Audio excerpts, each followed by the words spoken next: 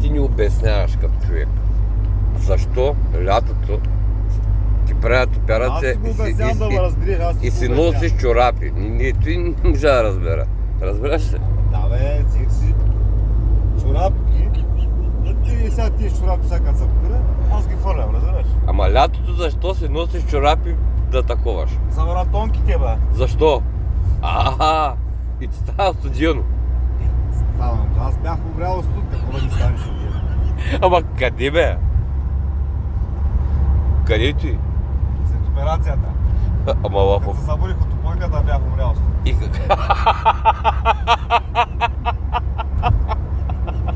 И какво викаш на сестрата? Ти пак ли бъде? Да, кажи какво ми викаш, моля те. Чорапи. И като само се забуждаш се и викаш, сестра ли как и викаш? Госпожа ли какво? Много ми студено на краката. То си зашла с къса и тя какво вика? Тя излезе. Не спрах къде ще излезе. И ти какво направи? Ама дай погледни така, кажи какво направи. С чорапите.